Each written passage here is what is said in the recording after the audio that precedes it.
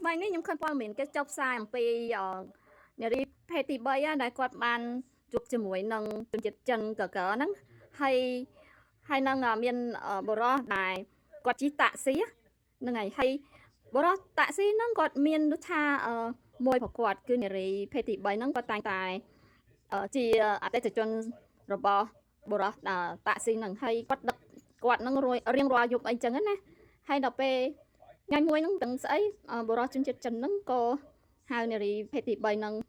ទៅជាមួយនឹងតែអត់ដឹងថាទៅធ្វើអីណាអញ្ចឹងគាត់ក៏ទៅថាសម្រាប់នារីភេទទី3ហ្នឹងហើយនឹងសម្រាប់បុរសដែលជាអ្នកបើកតាក់ស៊ីបងប្អូន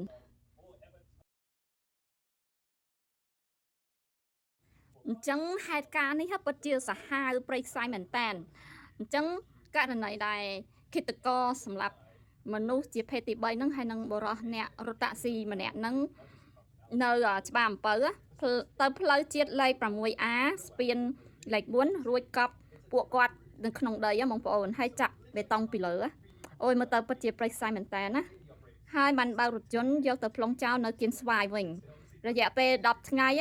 ហើយសមត្ថកិច្ចស្រាវជ្រាវឃាត់ខ្លួនជនដៃដល់ម្នាក់ជាជនជាតិចិននិងបពពួកប្រមាណអ្នកទៀតកំពុងតែរត់គេចខ្លួនខណៈពេលដែលកម្លាំងសមត្ថកិច្ចហ្នឹងជំនាញកំពុងតែកាយយកសាកសពចេញពីក្នុងដីទីតាំងកែតហេតុហ្នឹងគឺនៅក្នុងសង្កាត់ព្រែកលៀបខណ្ឌជ្រោយចង្វារាជធានីភ្នំពេញកើតហេតុការណ៍ពីថ្ងៃទី23ខែឧសភាឆ្នាំ2026បង្កការភ្ញាក់ផ្អើលនៅវេលាម៉ោងជាង10យប់ថ្ងៃទី1ខែមិថុនាឆ្នាំ2026គឺម្សិលមិញហ្នឹងបងប្អូននៅយប់មិញហ្នឹងទាំងហេតុការណ៍នេះពិតជាខុសខើមែនតែនលោកមុន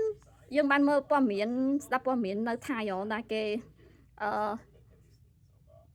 នារីភេទទី3ហ្នឹងហើយនឹងបុរសជនជាតិចិនផងដែរហើយដូចថានាំទៅដេកនាំអីចឹងក៏នេះគ្នាទៅហើយការសម្លាប់ហ្នឹងដូចថាពិតជាគួរឲ្យខ្លាចមែនតើណាបងប្អូនហើយអញ្ចឹងបងប្អូនត្រូវតែប្រយ័ត្នប្រយែងជាពិសេសនារីភេទទី3ដែលគាត់ធ្វើការពេលយប់ប្រឡប់អីចឹងណាខ្លាចបុរសដែលគឺថាអត់ស្គាល់មុខអីឬក៏យើងអត់ស្រួលអីយើងមិនបាច់ទៅជប់គេអីចឹងណាបងប្អូនដើម្បីសុវត្ថិភាពរបស់យើងហើយនឹង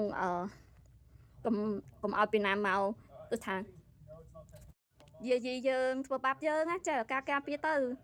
ខ្ញុំមានតែប៉ុណ្្នឹងឯងសូមជម្រាបលាបាយបាយហើយបង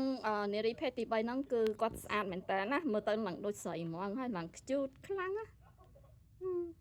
សោកស្ដាយចំពោះគាត់ដែរ